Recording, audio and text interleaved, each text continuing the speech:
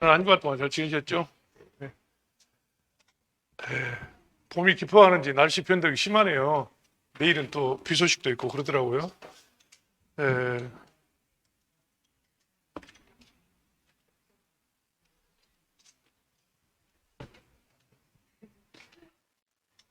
음,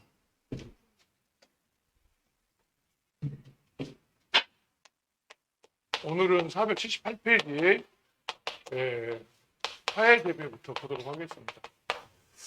지난 시간에 우리가 원예작물을 크게 셋으로 나눠가지고 채소원예, 과수원예, 화해원예 이렇게 나눈다고 했는데 오늘은 이제 화해원예 하도록 하겠습니다. 우선 지난 시간에 했던 거 간단히 몇 가지만 리뷰를 해보고 시작하겠습니다. 지난 시간에 우리가 채소를 여러 가지로 분류했었습니다. 채소를 여러 가지로 분류했었는데 채소 중에서 꽃을 먹는 채소가 있었어요. 이거를 우리가 화채류라고 이야기했었는데 그 화채류의 대표적인 것이 꽃양배추하고 블루코리가 있었다라고 이야기했는데 꽃양배추하고 양배추는 좀 다르다고 했었죠. 양배추는 잎줄기를 먹는 엽경 채소였었어요. 그리고 꽃양배추는 이제 꽃을 먹는 건데 그래서 근본적으로 부를 명칭도 양배추를 캐비지라고 한다면 꽃양배추는 콜리플라워라고 해서 좀 성격이 다르다고 이야기했었죠. 그리고 새순을 따서 먹는 채소를 눈경 채소라고 있었어요. 그래서 여러분이 알고 있는 뭐 당귀라든가 두릅, 죽순, 아스파라거스 이런 것들이 이제 눈경 채소였고요. 이거하고 약간 비슷한 것이 새싹 채소라는 것도 있었다 그런 이야기 있었죠. 그래서 새싹 채소의 대표적인 것이 뭐 무순이라든가 뭐 또는 뭐 치커리라든가 이런 것들도 여기 해당된다고 했었죠. 그다음에 근체류에서는 이제 괴근과 괴경을 구분하는 문제, 괴근과 괴경은 계속 나오잖아요 지금. 또 화해에서도 오늘 나올 거예요. 화해에서도 괴근과 괴경이 나오는데 괴근을 우리는 덩이 뿌리라고 하고 괴경은 덩이 줄기라고 이야기하죠. 그다음에 채소 재배 방식에 있어서 촉성 재배하고 억제 재배가 있다라고 이야기했는데 일반적으로 제철보다 좀 빨리 생산하기 수확하기 위해서 빨리 모종을 해서 심는 방식을 우리가 촉성 재배라고 하는데 촉성 재배의 경우는 전 생육 기간 내내 시설 내에서 재배하는 그런 경우라고 보는 것이고 이 촉성 재배하고 약간 구분해서 반촉성 재배라고 하는 거 있었는데 반촉성 재배는 자연 상태에서 생육이 안 되는 시기만 유리온실이라든가 비닐하우스 같은 이런 시설에서 기르다가 기온이 상승해서 더 이상 이런 보온이 필요 없을 경우에는 노지에서 재배하는 것을 반촉성 재배다 이런 이야기 했습니다. 그리고 제철보다도 늦게 재배하는 방식을 우리는 억제 재배라고 이야기했었죠. 그 다음에 수확 후 관리에서 예냉과 예건 그리고 큐어링 등에 대해서 이해를 해줘야 된다고 그랬는데 이거는 특별히 작물과 구분해서 알아줘야 된다고 했었어요. 그래서 예냉은 대표적으로 수박을 예로 들었었고요. 그 다음에 예건은 결구배추라든가 양배추 그리고 큐어링은 감자라든가 고구마 이런 땅속 작물들 이런 것들이 큐어링에 해당된다고 이야기했었습니다. 이거 외에도 저장성을 높이기 위해서 에틸렌 억제 처리제를 해주면 좋겠다 그런 이야기 있었죠. 그 다음에 저온 방식은 이제 일반 저장, 저온 저장, CA 저장, MA 저장 이런 것들이 있었는데 그 중에서도 CA 저장이라고 하는 것은 저장고 속에 대기가스를 인공적으로 조절해 가지고 저장성을 높이는 그런 방식을 우리는 CA 저장이다라고 이야기했었죠. 그 다음에 과수 재배에서 과수도 뭐 여러 가지로 구분했었습니다. 여러 가지로 구분했었는데 일반적으로 우리가 말하는 온대과수는 우리가 지금 주로 재배하는 지역이잖아요. 온대과수를 다시 교목성 과수하고 관목성 과수로 나눴는데 교목성은 키가 좀 큰 것을 말하고 관목성은 키가 작은 거라고 이야기했었죠. 그래서 교목성은 다시 뭐 인과류냐, 준인과류냐, 핵과류냐, 각과류냐, 장과류냐 여러 가지로 나눴는데 이걸 다 기억할 필요는 없겠고 핵과류는 과육 속에가 단단한 돌이 있다라고 해서 복숭아, 자두, 살구, 뭐 매실, 뭐 대추, 뭐 이런 것들, 체리 이런 것들이 해당됐었고요. 장과류는 이제 시방벽 전체가 자라서 된 것인데 과육 속에가 장이 들어있다고 생각하자. 즉 과즙이 들어있는 것을 장과류라고 하는데 포도나 딸기, 무화과, 석류, 키위 이런 것들이 여기에 해당된다고 이야기했었습니다. 그 다음에 이제 감귤류가 준인과류에 속한다라고 이야기했었는데 이것과 약간 구분해가지고 아열대 과수로 상록 아열대 과수로 감귤류가 또 있었잖아요. 그때 아열대 과수의 감귤류는 여러분이 알고 있는 은주밀감이라든가 또는 천리향이라든가 레디향 뭐 이런 것들이 여기에 해당된다고 약간 구분이 된다고 이야기했었죠. 그 다음에 재배 환경, 토양의 재배 환경에서 나무 밑을 깨끗하게 관리할 거냐, 아니면은 풀을 재배할 거냐, 아니면 거기다가 멀칭을 해줄 거냐에 따라서 청경법과 초생법, 부조법 등을 나눴는데 장단점을 좀 이해하면 좋겠다 그런 이야기 있었죠. 그리고 이 과수는 대체적으로 산성 토양에서 대체로 잘 자란다고 이야기했었습니다. 그런데 중성이나 알카리성에서 특히 잘 자라는 과수가 포도가 여기에 해당된다고 이야기했었죠.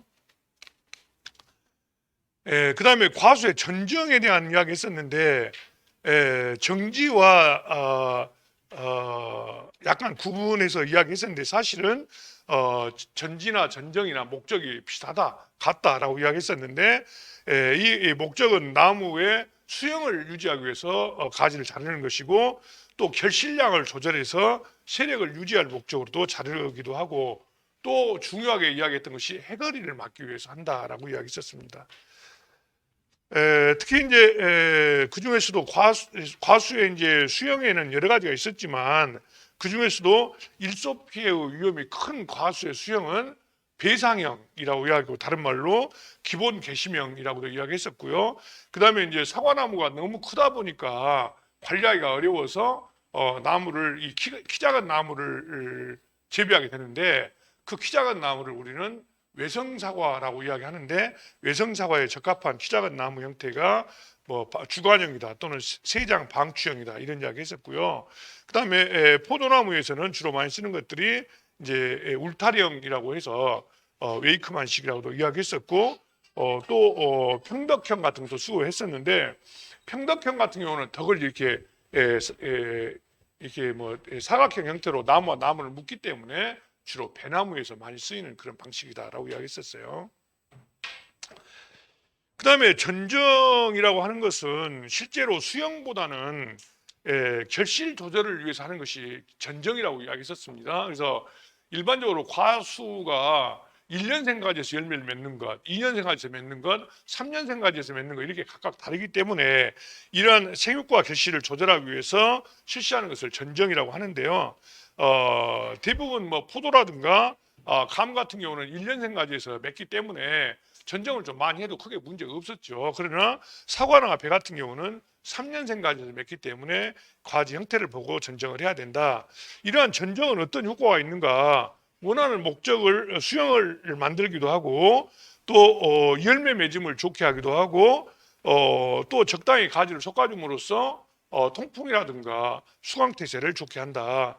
그리고 결과지를 알맞게 절단하게 되면 해거리를 예방하고 또 적과의 노력을 좀 줄일 수가 있다. 그래서 적과를 일일이 이렇게 열매를 따줘야 되는데 가지를 잘라주게 되면은 이것도 어느 정도 솎아주기를 좀 노력을 줄일 수 있지 않겠냐 이런 이야기했고요. 그 다음에 이 열매가 자꾸 나무에서 떨어지는 것을 그게 비바람에 의해서 떨어지기도 하지만 생리적인 현상에 의해서 열매가 떨어진다고 이야기했었어요. 이거를 생리적 낙과라고 했었는데 이 생리적 낙과의 원인들이 여러 가지가 있었죠. 수정이 안 된 경우라든가 또 질소나 탄수화물이 지나치게 부족한 경우 이걸 우리가 CN율에 대한 이야기로 했었죠. 그 다음에 어린 과실 육아기 때 지나치게 온도가 낮아가지고 동해를 입은 경우라든가 또 생식기관이 불완전하게 발육했다든가 또 배의 발육이 중단되었다든가 또 수분이 너무나 부족한 경우 이런 경우에 생리적인 낙과가 많이 이루어진다고 이야기했었죠. 그 다음에 결실을 조절하는 방법으로 정례, 적화 이렇게 여러 가지 것들을 이야기했는데 이건 그냥 한자 말로 적화는 특히 꽃을 따주는 것인데 꽃이 피기 전에 꽃봉오리를 따주는 것을 적뇌라고 이야기했었죠. 그래서 적뇌나 적화라든가 적과라든가 다 똑같은 내용들인데 어느 시기에 따주느냐의 차이가 있었고요. 그 다음에 환상박피를 통해서 결실을 조정할 수 있다고 이야기했었죠. 그래서 이 환상박피를 통해서 탄수화물의 축적을 유도해서 기와 결실을 조정하는 이러한 의미가 있었다라고 말했었죠. 그 다음에 봉지 씌우기와 씌우지 않는 경우에 관한 이야기 했는데, 봉지 씌우기의 주된 목적은 병충해를 보호하기 위해서 씌우기도 하고, 그 다음에 착색을 좋게 하기 위해서, 특히 착색에서 안토시안에 관한 이야기를 많이 했었는데, 이 안토시안은 저온에 경고하면서 안토시안 착색이 많아지게 된다고 이야기했었습니다. 그래서 저온에 의해서 촉진되기 때문에 일반적으로 가을철에 단풍이 드는 그런 경우도 안토시안의 영향으로 이해하시면 되겠고요. 그 다음에 바람이나 서리, 강우 등으로 인한 동록을 방지하는 데도 봉지 씌우기가 효과가 있다라고 이야기했었죠. 이런 봉지 씌우기는 이거 외에도 이제 어느 정도 출하기를 조절할 수도 있고 또 열과를 방지할 수도 있다고 했는데, 열과가 생기는 주된 이유는 건조한 상태에서 갑자기 수분이 지나치게 공급되게 되면 열과가 생길 수가 있다고 말했었습니다. 그 다음에 봉지를 씌우지 않는 것을 무대재배라고 하는데, 이 대자가 자루 대자잖아요. 자루 대자. 그래서 봉지를 씌우지 않는 것이 무대재배인데, 무대재배는 봉지를 씌우지 않기 때문에 햇볕을 충분히 받아가지고 당도가 높아지는, 그러니까 착색은 오히려 봉지를 씌우는 게 좋고, 그리고 당도를 높이는 것은 무대재배가 좋다, 그런 이야기 있었죠.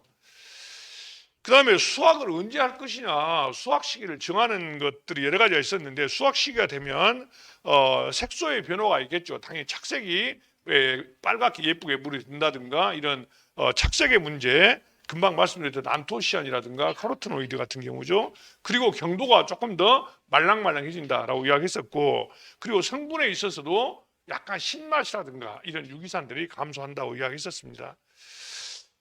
수확 시기가 되면은 과체류들이 호흡이 급속하게 증가하게 되는데, 이러한 현상들을 우리는 클라이맥터릭이라고 이야기했었고, 그래서 이제 호흡이 급등한 과실들은 완전히 완숙되기 전에, 완숙 직전에 수확하는 게 좋겠다라고 이야기했었어요. 상대적으로 호흡이 급등하지 않는 비급등한 과실은 당연히 완전히 성숙이 된 이후에 수확을 해야 되는데, 일반적으로 과수류들이 이제 호흡 급등형 과실이 많고, 거기에 비해서 과체류는 좀 호흡 비급등형이 많다고 이야기했었죠.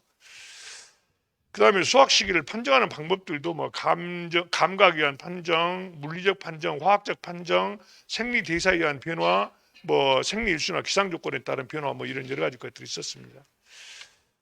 오늘은 계속해서 478페이지 화해재배부터 보도록 하겠습니다.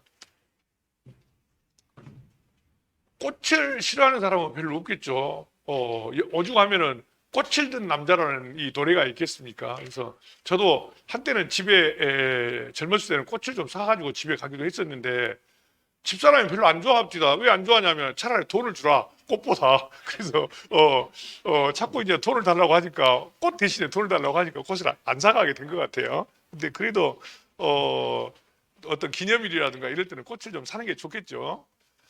화훼 농가들의 또 고충도 있고 하니까.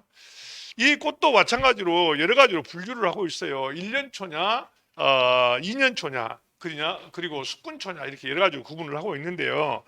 1년초라는 말은 올해 심어서 올해 꽃이 피는 것을 1년초라고 하는 거죠. 그래서 대부분 씨앗으로 번식하는 것들이 1년초라는 것이 종자번식. 그래서 우리 교재에 보면은 근데 이게 봄에 뿌리는 1년초냐, 가을에 뿌리는 1년초냐에 따라서 춘파 1년초냐, 추파 1년초냐 이렇게 나누고 있어요. 그러면 이 같은 1년초라고 하더라도 이 봄에 뿌리는 춘파 1년초는 주로 언제 꽃이 핀다는 이야기입니까? 봄에 뿌리니까 주로 가을에 핀다는 이야기예요. 가을에. 그러니까 일정 조건이 어떤 조건에서, 단일 조건에서 꽃이 핀다 이런 이야기잖아요. 그리고 추파, 가을에 뿌리는 추파 1년초는 꽃이 언제 핀다는 이야기예요? 그 이듬해 핀다는 이야기잖아요. 그래서 이 봄이라고 하는 것은 일장이 무엇입니까? 이 지온이라든가 그 다음에 장애 조건에서 꽃이 핀다 이런 이야기잖아요. 그래서 약간 좀 차이가 있는데 꽃 이름을 다 우리가 알 수 없으니까 봄에 뿌린 것은 가을에 핀다 이렇게 구분해 연결을 하면 좋겠어요. 가을에 뿌린 것은 봄에 핀다 주로 이렇게 이해하시면 되겠어요. 요즘 여러분이 많이 여러분 눈에 들어오는 꽃이 뭐가 있나요? 여러분이 봤던 꽃 이름 혹시 아는 거 있어요? 요즘에 본 꽃 하나도 없나요? 공부하느라고 꽃이 눈에 안 들어오겠죠, 당연히. 요즘에 길거리에다 또 많이 심어놓은 꽃 중에 펜지 있어요, 펜지. 펜지라고 들어봤어요. 그 펜지 같은 경우는 언제 심겠어요? 펜지는 봄에 꽃이 피니까 대표적으로 화에 해당되겠죠. 가을에 뿌리 1년생. 그리고 이제 여러분이 알고 있는 코스모스 같은 경우는 언제예요? 봄에 뿌려가지고 가을에 꽃이 피는 이런 형태들이 되겠잖아요. 그래서 우리 교재에 보면은 표에서 그런 이야기 나왔어요. 충파 1년초는 보면은 이제 가을에 주로 피는 꽃들인데 꽃 양배추부터 시작해서 봉선화, 코스모스, 맨드라미, 천일홍, 나팔꽃, 셀비아, 백일홍 모든 꽃들이 많이 있죠. 백일홍이라는 꽃 알아요? 백일홍. 이 백일홍은 실제로는 1년생 화초예요. 1년생 화초. 이게 1년생 화초인데 그 길거리에 보면 저기 어디에 광주댐인데 가면 막 엄청나게 심어져 있어요. 목백일홍이라고. 나무에서 꽃이 피는 백일홍은 우리가 이 1년생 백일홍과 구분해 가지고 나무 목자를 써 목백일홍이라고 하는데 목백일홍의 원래 이름은 백일홍이 아니고 배롱나무라고 그래요. 배롱나무. 원래 이름은. 그러니까 저희들 어렸을 때는 간지럼 나무라고 해서 이렇게 나무를 긁어주면은 이 나무가 간지럼 탄다. 이런 게 있었거든요. 근데 배롱나무는 원래 백일홍이라고 부르면 안 되는데 왜 백일홍이라고 부르냐면 100일간 꽃이 핀다라고 해서 백일홍이라고 부를 뿐이에요. 이게 실제 화초에서 백일홍은 1년생 화초를 말하고 있고 그 나무에 피는 그 빨간색 꽃은 사실은 백일홍이라는 꽃이 아니고 배롱나무라고 하는 거 약간 달라요. 그 다음에 이제 추파 1년초는 보면 금잔화, 시네나리아, 문망초, 양귀비, 펜지 거기 나왔네요. 안개꽃은 많이 보셨죠. 그 다음에 금오초 뭐 이런 여러 가지 것들이 이제 추파 1년초인데 어쨌든 다 기억할 수가 없으니까 이렇게 기억을 좀 해보시게 그냥 봄에 뿌리는 것은 가을에 꽃이 피는 것이고 가을에 뿌리는 것은 그 이듬해 봄에 피는 것이다 이렇게 이해하시면 되겠습니다. 그리고 맨 밑에 2년 초에 보면은 1년이 지난 이후에 꽃이 피기 때문에 2년 초라고도 하고 뭐 두해 살이 화초다 이렇게도 이야기하는데 대표적인 것이 뭐 석죽, 뭐 종꽃, 접시꽃 등 있다는데 저는 석죽이나 종꽃은 들어본 적도 없고 접시꽃은 들어본 것 같아요. 접시꽃. 저는 접시꽃이 올해 씨를 뿌리면 바로 올 가을에 꽃이 핀 줄 알았는데 그게 아닌가 봐요. 접시꽃이 이렇게 2년생 화초로 되어 있다는 거. 그 다음에 479페이지에 보면 숙군초라고 하는데 숙군초란 말은 이제 뿌리로 번식해서 꽃이 피는 것을 숙군초라고 하는 거죠. 그래서 이게 이제 노지에서 월동을 하느냐 아니면은 이걸 좀 겨울철을 잘 넘기도록 좀 해줘야 월동이 되느냐 아니면 온실에서밖에 월동이 안 되냐에 따라서 노지 숙군초냐 반노지 숙군초냐 온실 숙군초냐 이렇게 나누고 있는데 대체적으로 노지 숙군초 같은 경우는 이제 거기 접시꽃, 옥자마, 금나와라고 혹시 들어보셨어요? 금나와 산에 가면 많이 지리산 같은 데 많이 있기도 하는데 금나와는 꽃이 참 이뻐요. 꽃이 이렇게 이 줄기에서 나와가지고 양쪽으로 이렇게 달렸어요. 꽃이 쭉 이렇게 달렸는데 하여튼 이런 꽃이 있어요. 이런 꽃이 있다는 것이고 그 다음에 반노지 숙군초가 카네이션이나 국화가 나왔는데 카네이션이나 국화는 겨울에 이렇게 집 같은 것으로만 덮어줘도 월동이 잘 되고 또 안 덮어줘도 좀 따뜻한 지방에는 월동을 잘 하더라고요. 이런 것을 반노지 숙군초다라고 말하고 온실에서 자라는 것이 이제 칸나, 또 베고니아, 등을 비롯해서 이제 여러 가지 쭉 나왔는데, 이것도 시험에 한 번씩 나오는데 이걸 구분하기가 상당히 쉽지 않아요. 쉽지 않기 때문에 우리가 좀 기억을 해줘야 할 것은 온실수군초를 좀 기억해 주면 좋겠어요. 다 기억을 못하니까. 그래서 온실수군초가 추위에 약하기 때문에 온실에서 월동을 해가지고 꽃을 피우는 것을 우리가 온실수군초라고 하자라고 해서, 또 대부분 이제 따뜻한 지방은 좀 예외지만 대부분 추운 지방을 넘기면서 겨울에 뿌리가 다 얼어서 썩기 때문에 온실수군초가 제일 안전하게 꽃을 피우게 되죠. 그래서 대표적인 것이 칸나 베고니아 정도 여러분이 알아주시면 좋겠습니다. 그래서 이제 그 밑에 보면은 그 기출 뽀개기에서 추파 1년초에 속하는 화해작물이 나왔는데, 가을에 뿌린다는 이야기는 그 이름에 보는 꽃을 말하잖아요. 그러니까 거기 보면은 펜지, 맨드라미, 셀비어, 칸나 있는데, 대표적으로 펜지가 이제 봄에 피는 꽃이고, 셀비어는 사루비아라고 해요. 사루비아. 우리가 사루비아라고 하는데 사루비아라고 있기도 하고, 또 일본식 발음으로 사루비아라고 있고, 영어 발음으로 셀비어라고 이렇게 부르고 그렇습니다. 그 다음에 이제 구근류가 있는데 알뿌리 화초들이죠. 그래서 이 구근류는 어디에다가 양분을 저장하냐에 따라서 비늘줄기에다 하냐, 또는 뭐 구슬줄기에 하냐, 덩이줄기에다 하냐, 덩이 뿌리에다 하냐, 뭐 이렇게 여러 가지로 나누고 있는데, 여기도 여러분이 알아줘야 할 것은 역시 비늘줄기에 대한 알뿌리를 알아주셔야 돼요. 비늘줄기. 그래서 여러분이 알고 있는 비늘줄기에 관한 것은 뭐 있어요? 알고 있는 것이 마늘, 양파, 뭐 이런 것들이 이제 대표적으로 비늘줄기 채소 작물들이 있었잖아요.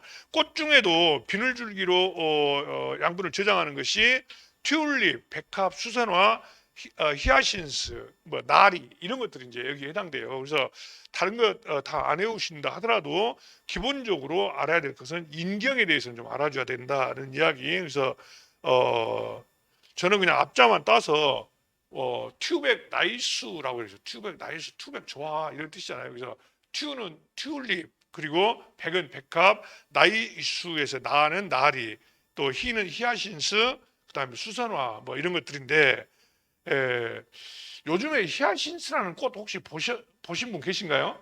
요즘에 히아신스 어떻게 생긴지를 모르니까 요즘에 많이 폈어요. 히아신스가. 그래서 이렇게 위에서부터 아래로 이렇게 쭉 이렇게 피는 예쁜 꽃들이 있는데, 이런 것들이 이제 비늘줄기로 번식하고, 이걸 이제 월동을 잘 못하기 때문에 이제 주로 이 온실에서 월동을 시키죠.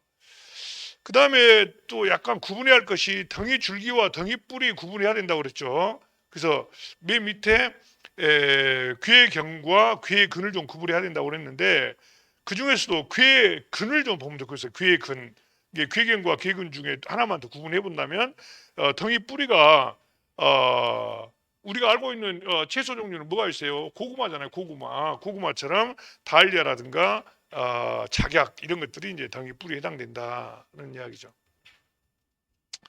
그 다음에 페이지 넘겨보시면 이것도 이제 봄에 파종하는 춘식 구근이냐, 아니면은 가을에 파종하는 추식 구근이냐로 이렇게 나누고 있는데, 결국 이제 춘식 구근이라고 하는 것은 월동이 안 되니까 이것을 겨울에 캐갖고 보관하고 있다가 다음에 봄에 심는 것을 말하고 있는데, 대표적인 식물들이 칸나라든가 다알리아, 글라디올로스 같이 이렇게 주로 이제 뭐 초여름에 피는 그런 꽃들이라고 이해하시면 되겠습니다.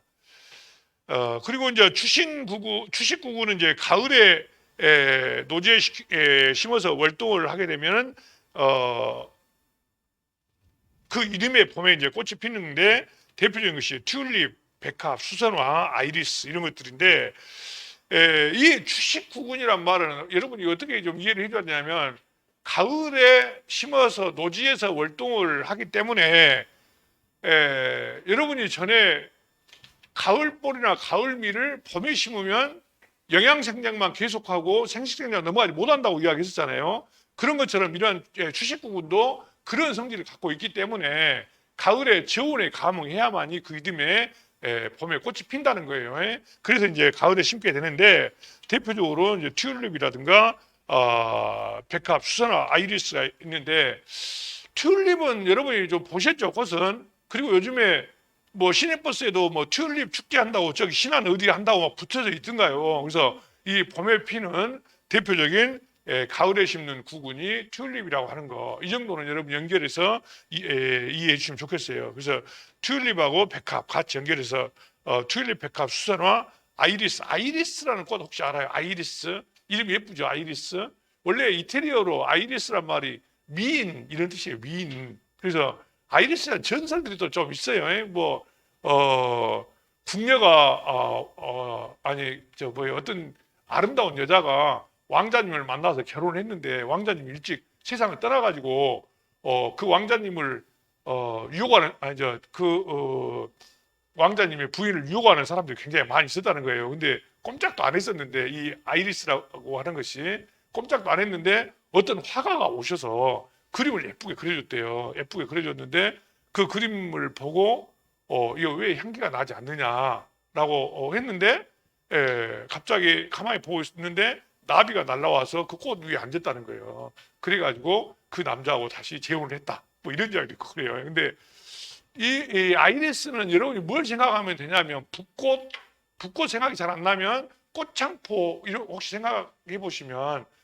아이리스 꽃을 비슷하게 생겼다고 이해하시면 될 거예요. 어쨌든 여기도 마찬가지로 춘식구근과 추식구근을 다 외울 수가 없기 때문에 뭔만 외워주면 좋겠다. 추식구근만 외워주면 좋겠다. 그래서 추식구근은 가을에 심기 때문에 언제 꽃이 핀다? 봄에 꽃이 핀다. 그냥 대표적으로 아까 신안 먼 섬에서 하는 튤립 축제를 연상해서 튤립이라든가 백합, 수선화, 아이리스 이런 것들이 여기에 해당된다. 이렇게 구분하시면 되겠습니다. 그 다음에 열대식물과 온대식물을 구분하는 내용들이 있는데 참고로 한번 보시면 되겠어요. 주로 이제 열대식물은 이파리를 보거나 꽃을 보거나에 따라서 관엽식물이냐 관화식물이냐 이렇게 나눠지는데 우리가 열대식물은 그냥 대부분 이파리를 보기 위한 관엽식물로 착각을 많이 해요. 그래서 이 열대식물은 이파리만 보는 것이 아니라 잎도 보고 꽃도 본다. 이것도 그래서 관엽식물, 관화식물 이렇게 나눈 거예요. 그리고 이제 온대식물은 대부분 꽃을 보려고 하는 식물들이 많이 있죠. 그래서 약간 차이가 있는데 번식 방법을 봐도 좀 다르죠. 열대 식물들은 꽃을 보든지 잎을 보든지 간에 다 영양 번식을 실시하는데 온대 식물들은 대부분 종자 번식을 하고 있다. 뭐 이런 이야기들 몇 가지 나왔고 또 뭐 휴면도 열대 식물은 거의 없거나 짧은데 온대 식물은 휴면 기간이 길다. 그리고 열대 식물은 빛을 별로 그렇게 원하지 않는데 음지 식물이라는 이야기죠. 그런데 온대 식물은 빛을 많이 요구하는 양지 식물이다. 이렇게 해서 이 열대 식물과 온대 식물은 어떤 차이가 있는지 좀 이해하시면 좋겠어요. 그리고 선인장과 다육식물은 사실은 이제 다 같은 내용들이잖아요. 뭐 이 다육식물은 여러분이 알고 있는 다육이가 이제 여기에 해당되는데 대표적으로 잎줄기가 이렇게 두껍게 비대해져 가지고 수분을 많이 저장해서 건조에 잘 견디는 것이고 또 이제 선인장은 대표적으로 이제 가시가 있는데 거기 보면 뭐 여러 가지 선인장 종류가 나와 있는데 이건 몰라도 상관이 없겠어요. 그 다음에 난과 식물에서 난은 여러분이 많이 아시죠? 난 그렇죠. 난을 이제 뭐 여러분이 많이 알고 있는 난이 뭐 있어요? 춘난 그렇죠. 춘난 많이 알고 계시죠? 그래서 이렇게 땅에 붙어 있는 난이냐, 땅에서 자라는 난이냐, 아니면 바위라든가 나무에 붙어서 자라는 난이냐에 따라서 지생난과 착생난으로 나누는데 이걸 다 구분을 못하지만 최소한도 지생난에 춘난이 있고 착생난에 풍란이 있다. 뭐 이 정도 여러분 이해하시면 좋을 것 같아요. 그래서 풍란은 주로 이제 뭐 이 바위에도 많이 붙어 자라지만은 나무까지 이 오래된 고목나무 이런 데다가 붙여가지고 키우는 그런 난들이 많이 있죠. 법정 스님의 그 무소유라고 하는 것이 이 난에서 시작을 하죠. 법정 스님을 잘 아시는 분이 워낙 난이 고고하고 향이 좋으니까 난을 하나 선물을 한 거예요. 법정 스님한테.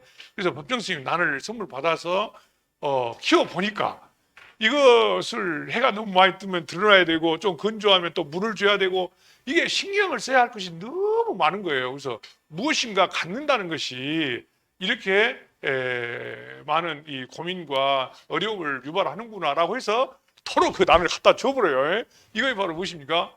이 무소유라고 하는 거예요. 무소유. 그래서 법정 스님이 그 무소유라는 책을 써가지고 아주 유명한 그런 그 작가 반열에 오르게 되는데 여담입니다만은 그렇게 무소유를 주장했던 분이 말년에 그 양반의 목표가 뭐였냐면 부처님이 80에 돌아가셨어요. 오래 사셨죠. 그것도 부처님이 뭐 병이 와 돌아가신 것도 아니고 인도 지방에 이렇게 돌아다니시는데 신도가 점심을 대접하는데 돼지고기를 좀 덜 익은 걸 대접하셨는가 봐요. 그래가지고 그걸 드시고 설사를 많이 하시고 하다가 그냥 돌아가셨어요. 예.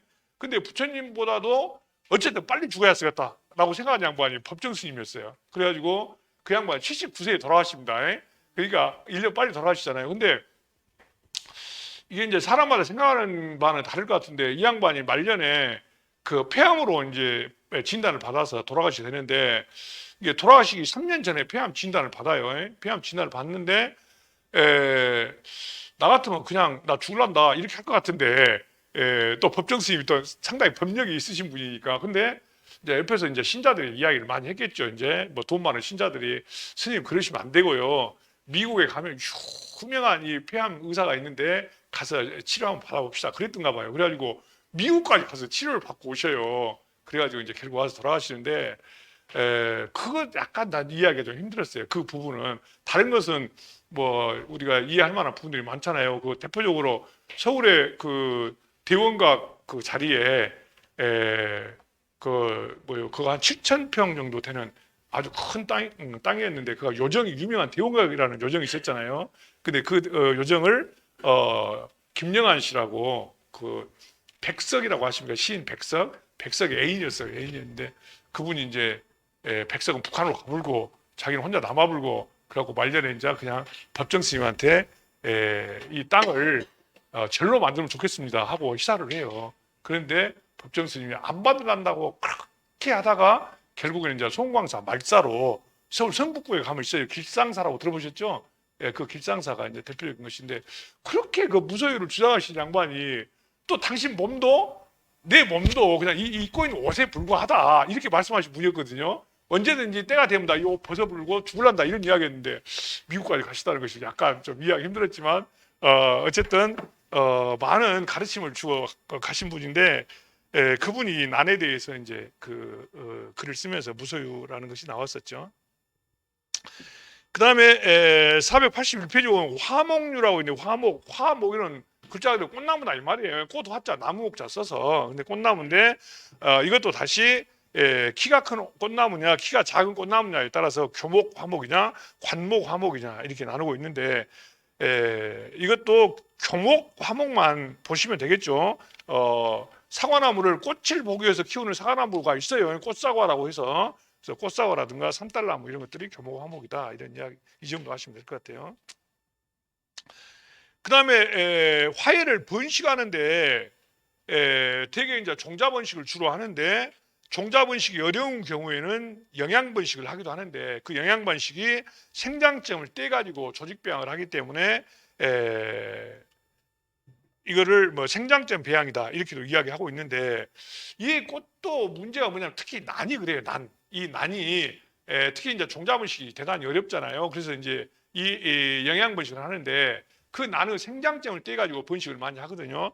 근데 그 이유가 바로 난이 바이러스에 감염되면 금방 죽어버리기 때문에 바이러스에 감염되지 않는 무병주를 생산하기 위해서 이러한 조직배양을 해서 번식을 한다. 이걸 생장점을 이용하기 때문에 다른 말로 생장점 배양이라고 한다. 그래서 우리 교재에서는 또 생장점 배양으로 키워진 어린 물을 메리클론이라고도 이 클론이라고 하는 것이 이제 조직배양을 말하고 있잖아요. 그래서 메리클론이라고도 한다 이런 이야기예요.